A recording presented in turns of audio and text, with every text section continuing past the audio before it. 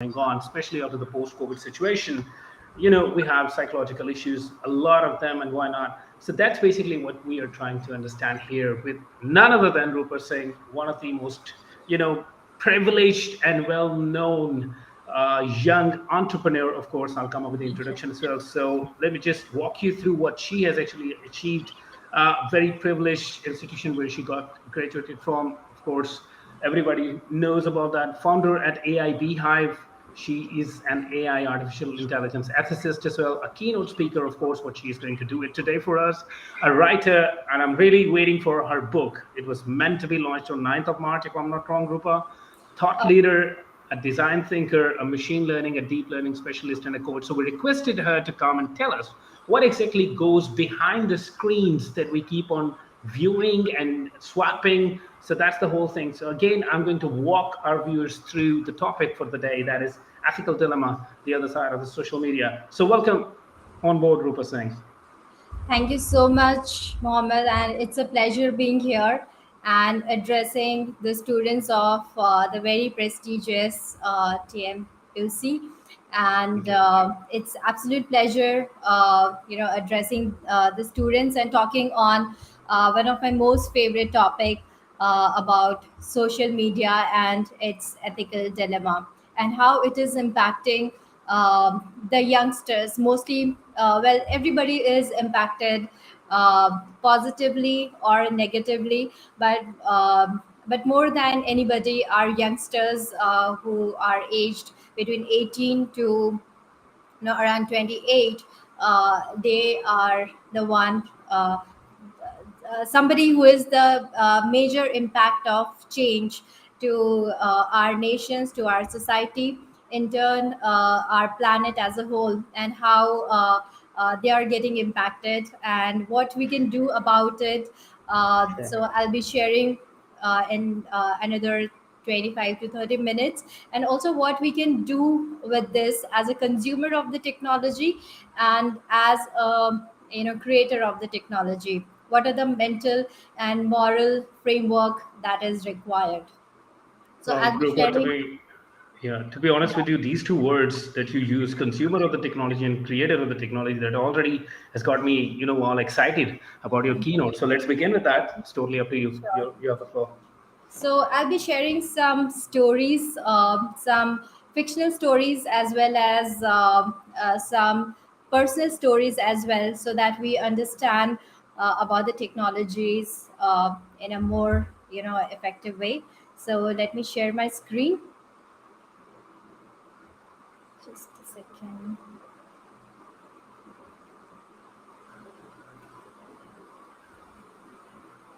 Maybe it's getting hanged. That's absolutely all right. Technology and all that. We're discussing the same thing. Yes. Uh, just bear with me. I think it's being hanged. It's absolutely all right. You take your time.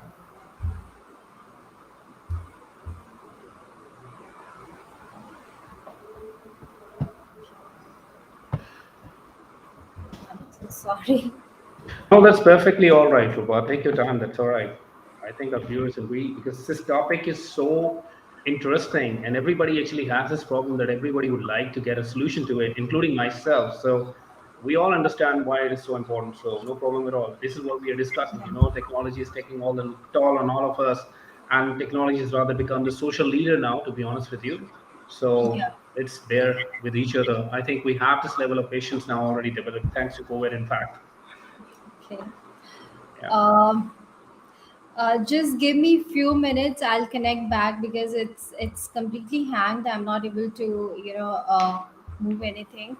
So That's all right. You take your time. In the just meantime, I'll keep the our viewers engaged as well. Just walk through your career and all that, and what you've achieved, and we'll, of course, why not explore your LinkedIn profile too. So, just a technical glitch that we all know now, because online is never that trustworthy. You know that, but yeah, this is one of the most important sources that we can connect with the people that usually we might not be able to. So we'll just bear for the second. But just I, as a host, would walk you through how it all works. I will just share one statement with you guys, right, that Facebook actually has as their vision. when they started off way back in 2006, when they actually got listed, this is what they had. The statement is very simple, and they say that we do not want your time. They say we do not want your time, we want your attention. So, how many times exactly this happened that you just thought, okay, I'm just going to open my smartphone for a little while, maybe for a couple of minutes, check the WhatsApp messages and all that, and other social media tickers and whatnot, and then suddenly you just came back to your senses. When you came back to your senses, I'm deliberately using this word. When you came back to your senses, it was almost 1.5 hour gone, and you had no clue at all where the time went out of the window, of course. So that's basically what Facebook actually thinks, that we don't want your time, we want your attention. And they've got a lot of things. You just keep on scrolling, scrolling, scrolling. And then secondly, Rupa, she's our resource person for the day. She'll be joining us in a while. She had a technical glitch, and we already had been on live. So I'll be taking some of the time just to share what my own experiences is, because I've been doing a lot of research in this effects of social media and all that. So I was reading in a book, and they say that on average, everybody is opening their mobile phones, or getting them out of the pockets, checking their mobile phones for more than 150 times now. That's a huge number. And you know what? We sleep for at least 8 to 10 hours. So it means that within those 14, 15 hours that we are awake and working, and we are at work, we are studying as well. When you're a student, you're actually sitting in a classroom, and you won't just pull out your phone very regularly like you would do when you're not. And of course, when, like, I'm already in a session right now, so I won't be doing. So on average, right now, it's 150 times that one smartphone is being unlocked by their owners. And secondly, there's another thing that is very, very, critical, that I've personally experienced, is that all the gadgets that we have, our smartphones and all of the gadgets, specifically the smartphones, you know, we are not the controller of these devices. We are just simply the owners. We just paid some money, and we got the device in our pocket. We just got the position, so we own it, but we do not control it. Rather, it has started controlling us. I don't know how many of the viewers are aware of the thing called digital well-being you have in all of the smartphones now, especially after 2018. If you go to your digital well-being, you will come to know that which app has how much of the screen time. Like, I'm a Kindle reader. I have got a Kindle app. I read a lot of books on my phone. So whenever I'm reading, I do not actually keep it in mind that how many pages I've read, how many chapters I've read. I keep it in mind that how much time I've read. So I go and check with the digital well-being how much time I've spent on Kindle now already. And if you just go over there, simply you will come and realize that we have been spending a lot of time on social media until Rupa joins us, and again she continues with her keynote. I will just walk you through some of the findings that I personally had and how it all worked for us. And ladies and gentlemen, of course, before I just come up with something else, Rupa has joined us. So I'll get her online. All right, Rupa, welcome back. Thank you, and so sorry No, for that's all right. This is absolutely all right. Need not to worry at all. At least it gave me some time to share something that I actually already know about it. But yeah, I will come to yeah. know a lot more when you come with the keynote. So shall we begin if you're good? Sure. I'll be just Perfect. sharing my screen. Sure. Please let me know if my screen is visible. It is now, of course, Rupa. Okay, great. Yep. So, all right. So I'll be talking about social media dilemma, which is one of the very interesting topic and one of my favorite topic. And in order to make everybody understand, I'll be sharing some of my personal experiences and also the stories from my personal experiences and some fictional stories as well as the stories which we have heard during our childhood. So Yep. we are all surrounded by the social media, and all the technology, and we cannot imagine our day without these social media platforms and our digital devices. Our day starts with looking into our phone, and before we go to sleep, we have our phones in our hands. So this is the time when I was in Hyderabad few years back, and I had my amazing friend, and she was going through extreme digital distraction and completely engrossed in her social media. So every time she would come to meet me, she would be talking about all her friends who are getting married, somebody who is wearing one of the most fashionable clothes, or people who are her friends going for great vacations. And so she would come and she would say that, okay, everybody is enjoying their life and my life is so miserable. I do not have a good relationship, I do not go for vacations. And she will be completely engrossed in all these distractions and completely disturbed. And it was a day of our birthday, and we decided that let's have a change, and we decided to go to Goa and break the pattern. And so eventually we both Mhm. landed up in Goa while we were enjoying the beaches and river rafting. She was busy taking the pictures so that she would post it in her social media. And the way she felt envious or depressed by looking at others social feed, other post, so she will also make people feel envious about her vacation. So she was completely engrossed in that, and not living in the moment, not enjoying what we were doing. And even although I was also a little bit impacted and influenced by these social media platforms, but the best thing that happened to me, well, it was not the best thing that time when it actually happened.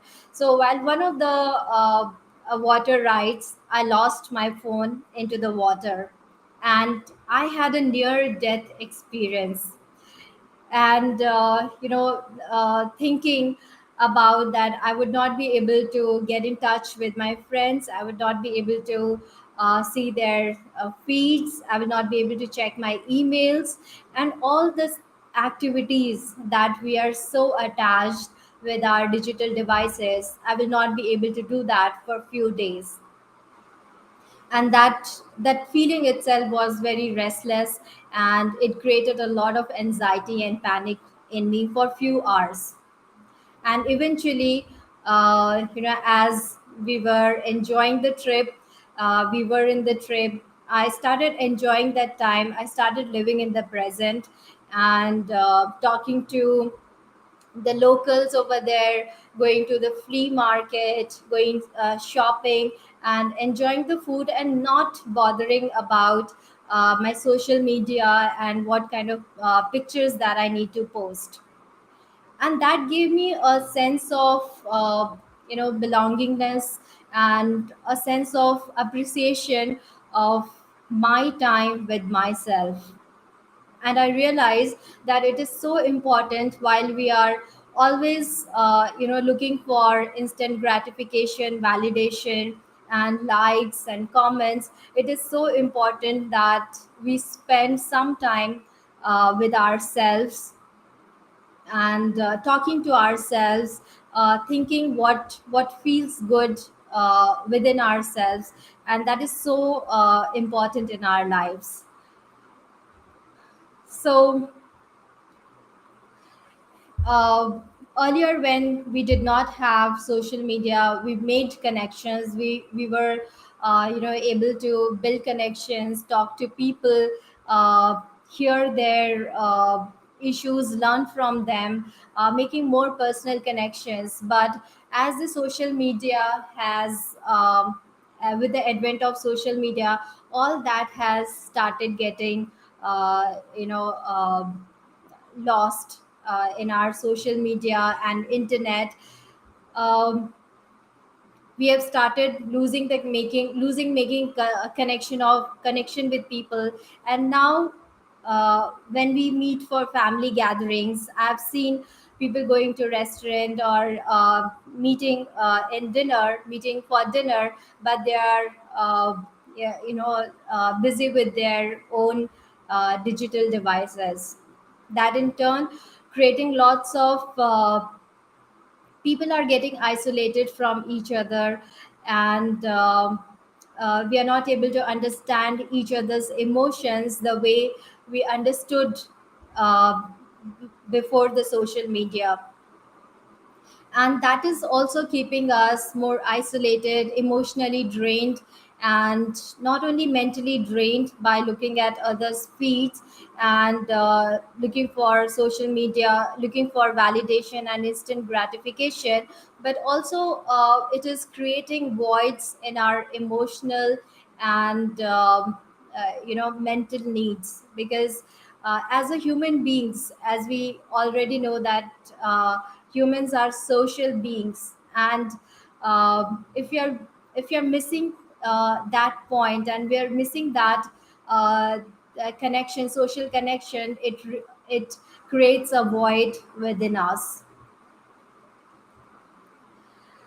So now we have different social media stimuli, which is like, share, click, upload, download, and comment.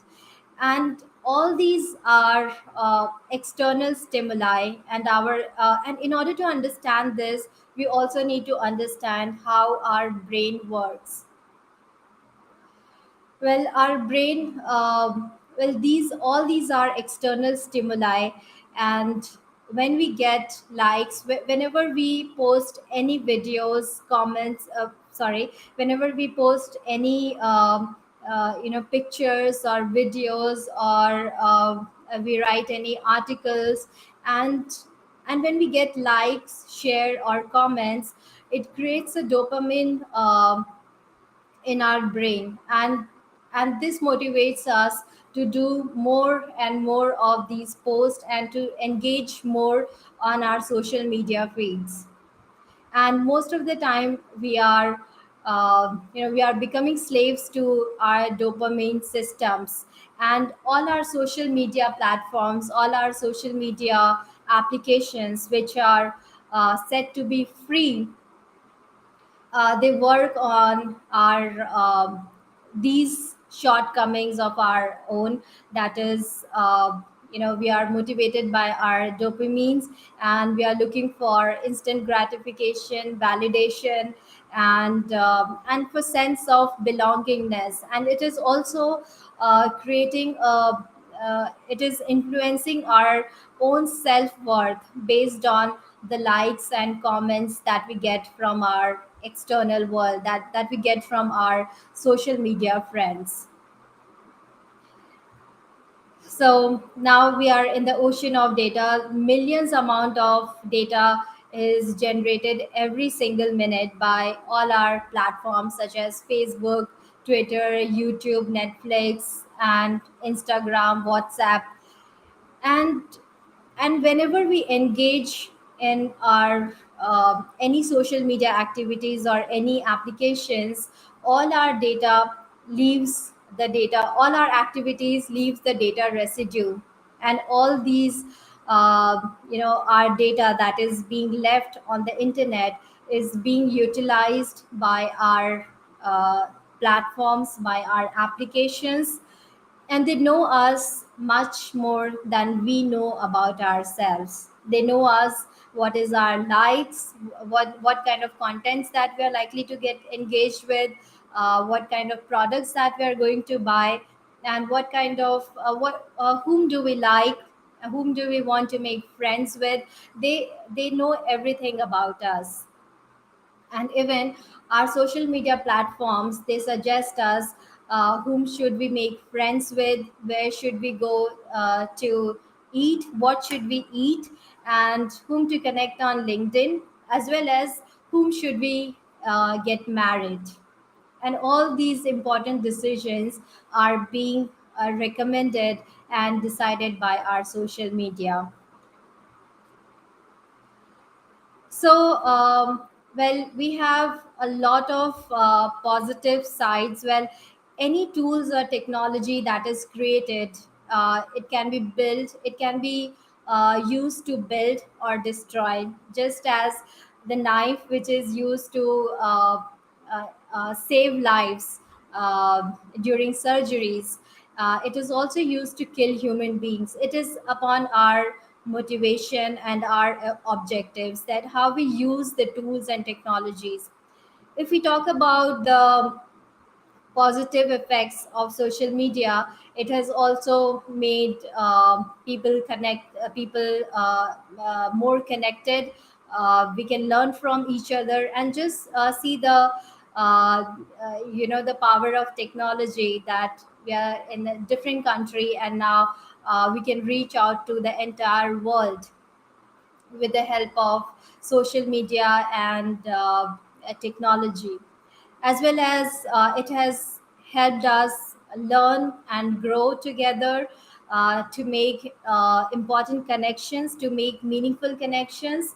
And there are a lot of incidences, there are a lot of uh, examples where we can raise funds for people who are, or kids who are underprivileged, and those who are in need, uh, and giving education to so many people, as well as social media has also helped in in treatment of depression.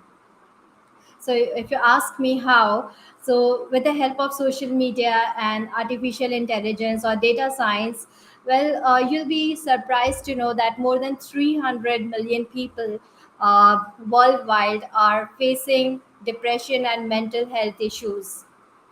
And since depression and mental health issues are still considered as a taboo, and people hesitate to go to psychiatrist, or look for medical treatment, and they it remains untreated.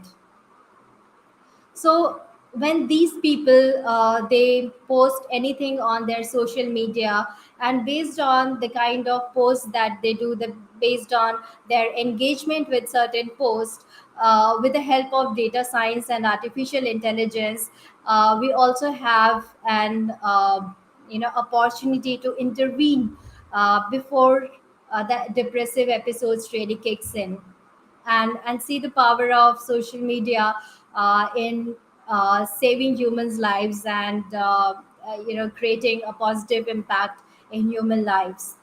But also, if we look at the negative aspects, it also results in creating inequality, discrimination, spread of fake news, and polarization, as well as over surveillance of data ownership, issues with data ownership and data privacy. So if we talk about inequality, how it is alleviating the problem of inequality. So let me share a short story of John and Steve. So this is the John who belonged to affluent family. His father was working as an investment banker, and with his social media platforms, the kind of post that he will make, he will wear fashionable clothes and post it in his social media. He will go to expensive holiday vacations, eat in most expensive restaurants. And on the other side, Steve, who was whose father was a daily wage laborer, he did not have the spending capacity as the John had, while Steve was really inclined towards education. So, based on the social media feeds, the applications and the platforms, they could do social quantification, considering John as somebody who can spend more, and Steve who has less spending capacity. So both of them, they were looking for graduation, and they were looking for college in order to get graduated. So Steve got the colleges. He got the recommendation of colleges, which was really good in the best of the location, best of the opportunities, and best of the faculties, research scholars, and many opportunities, great networks.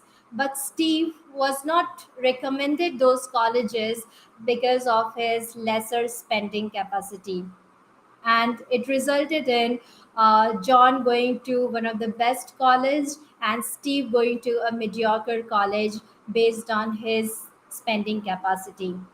So when all our social media platforms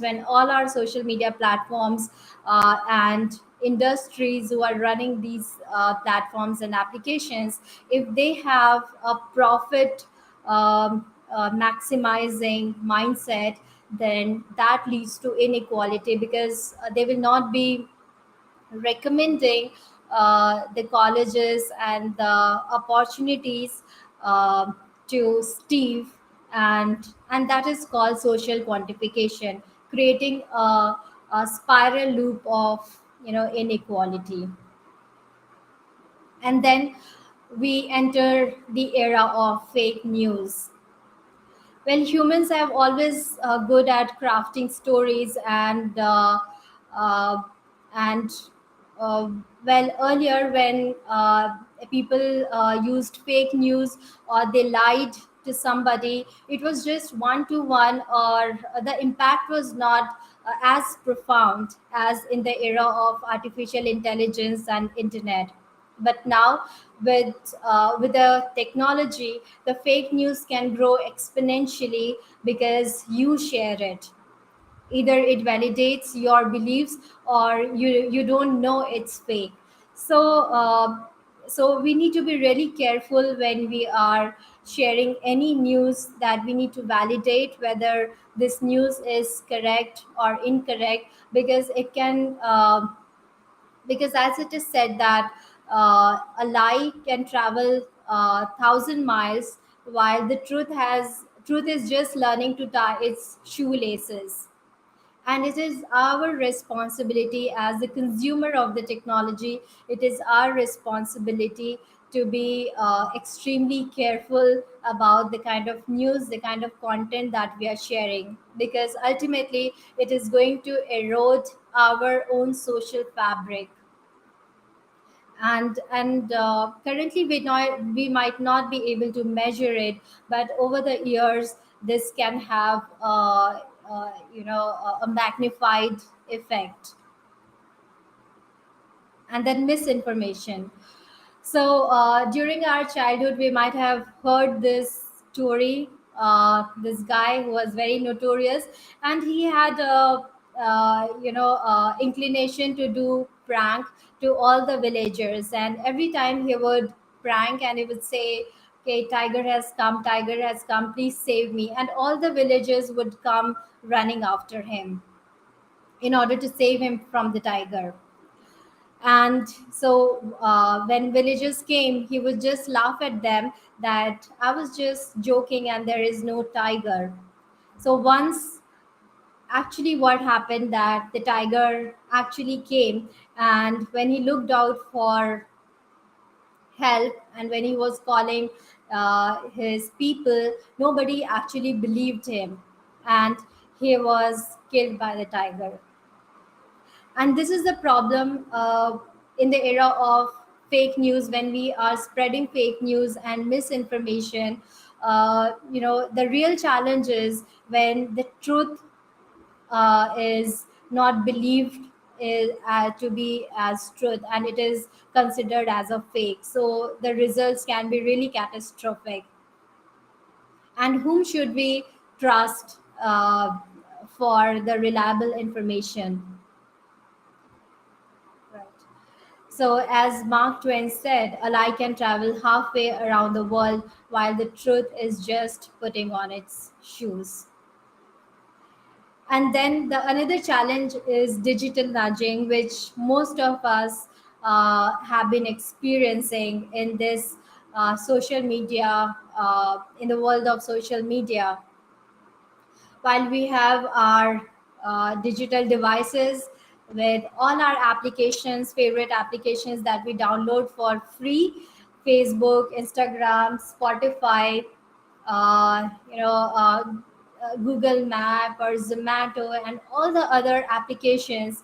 And they keep on giving constant feeds, constant news feeds, and email notification, constant messages, offers, and constantly persuading us to buy more and more of their products.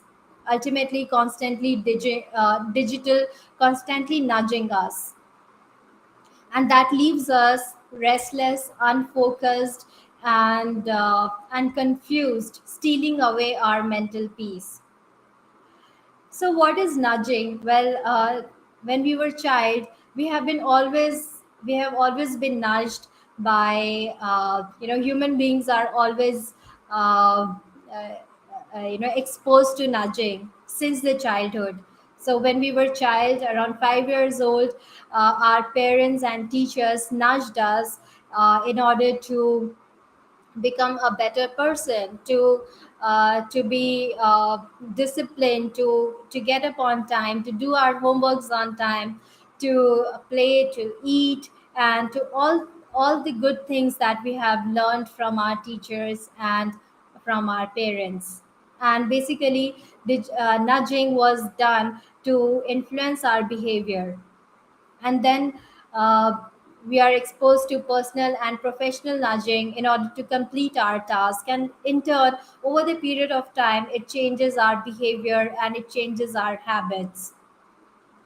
Similarly, with the digital nudging, when we are exposed to constant nudging, it not only is making you confused, but it is also changing our mental pattern, and it is also changing our behavior, our ability to make decisions, our ability to make connections.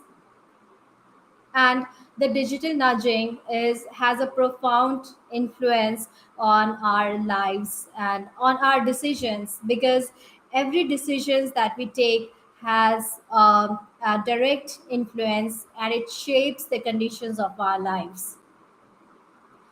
And uh, earlier, in historical days, when we had emperors, they always wanted to understand what our people do.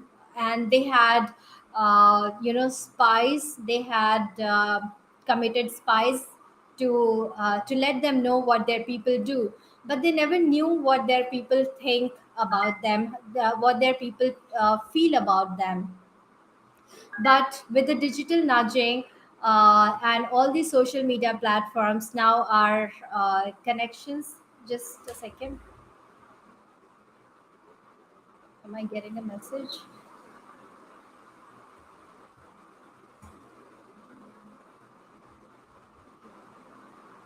All right.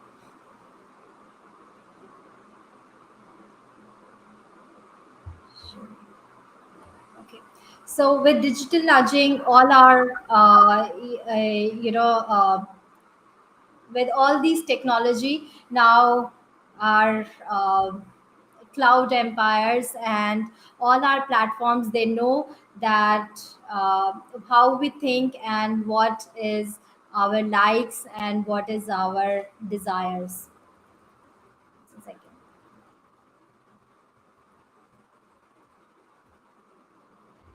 And they're actually installing the buy button in our brain with the help of digital nudging, and we are getting into constant loop of materialism and consumerism. And then we have the issue with data ownership, and when we are taking pictures and uploading in our social media, then who should have the ownership of our data? Who should have the ownership of my picture?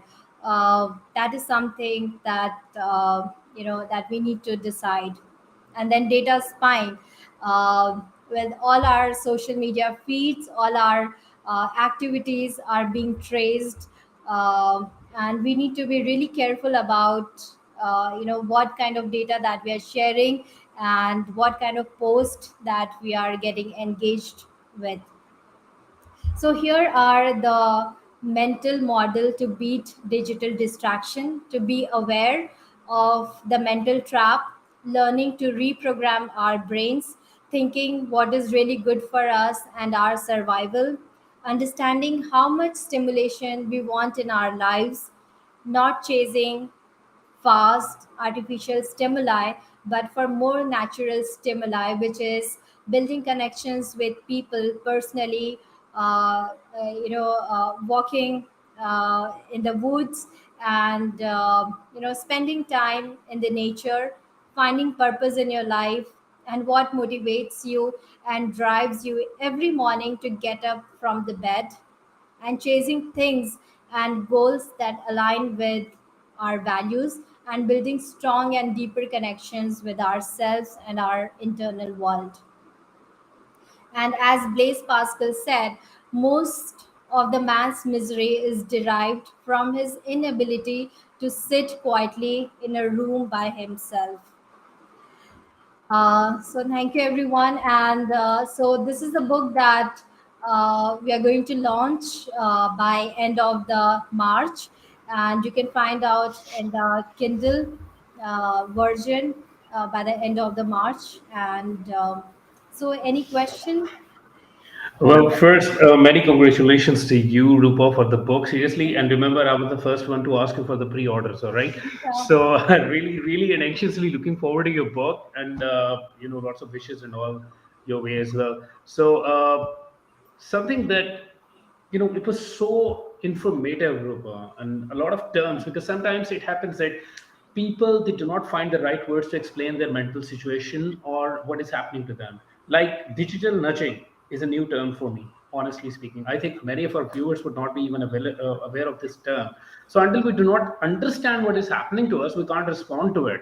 So that was a new for me. Data spying, of course, we are just putting everything that we could not even imagine putting almost 2 decades ago.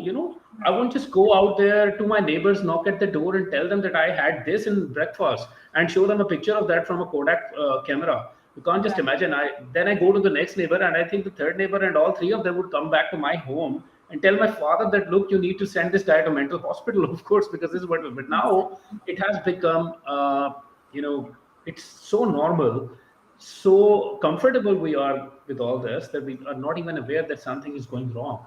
And then somebody like you comes in and tries to show us the other side of the picture, of course. It was a very informative keynote.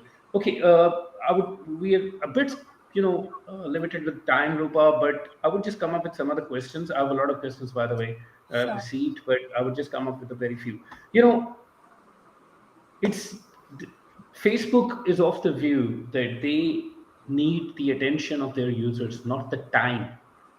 Right, this is Right. their vision.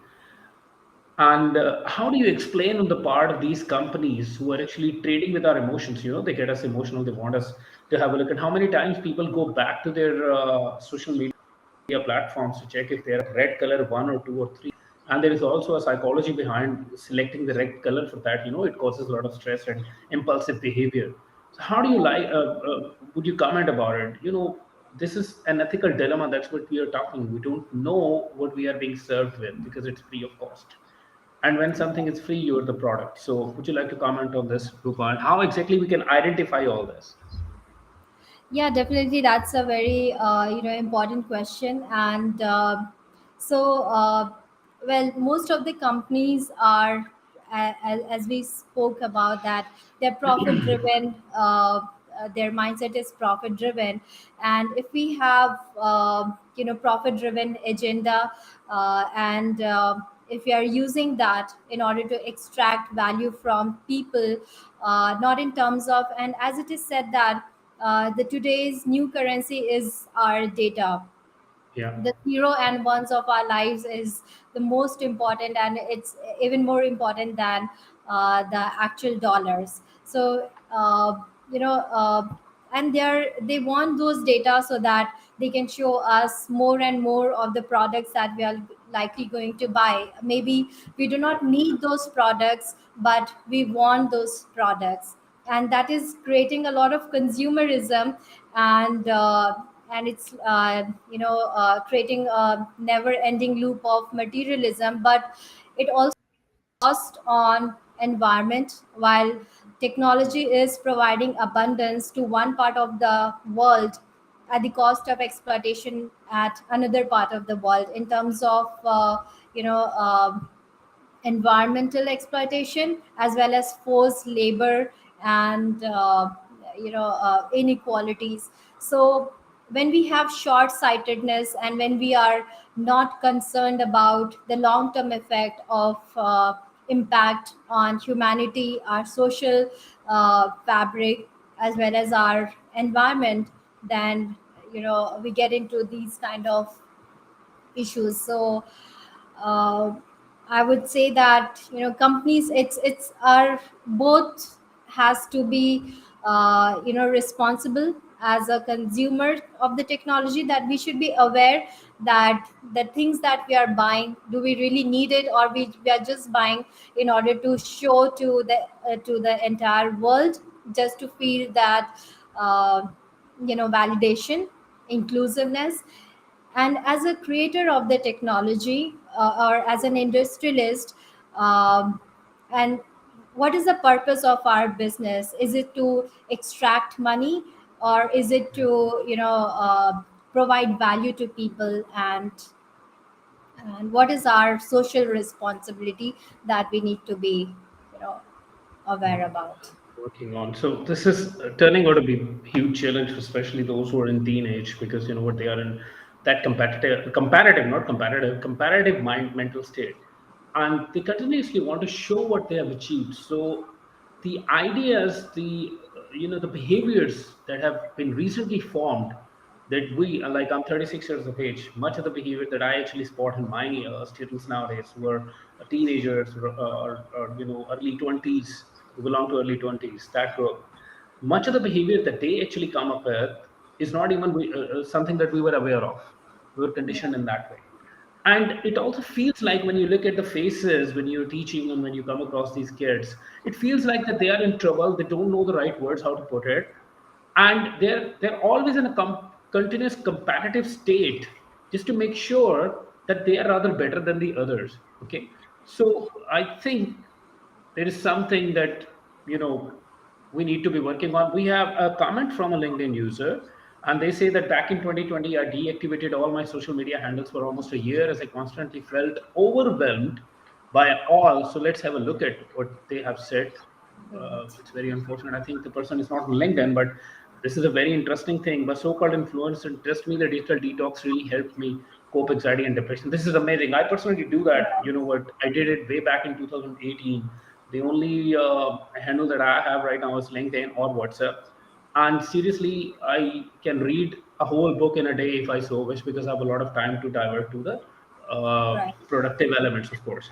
And again, the same is what this user is putting on. So we will be having another session with you, Rupa, for digital well-being. And of course, Sure. one of the strategies, as the user has put in, digital detox. This is something amazing. I mean, I do it every Sunday for 8 hours or maybe more than that, and really it just energizes. Despite that, Right. I don't have all these social media apps. So, Rupa, thank you very much for your time. What an amazing keynote it was. So informative, so brief, and really looking forward to have you on board again. So you just keep it in mind, and anxiously waiting for your book launch. Seriously. Sure. So I am pretty sure, as the title goes, it will be extremely interesting, and I have got it in my wish list already. Right. So thank you very much, Rupa. Thanks a lot, everybody else, for joining us.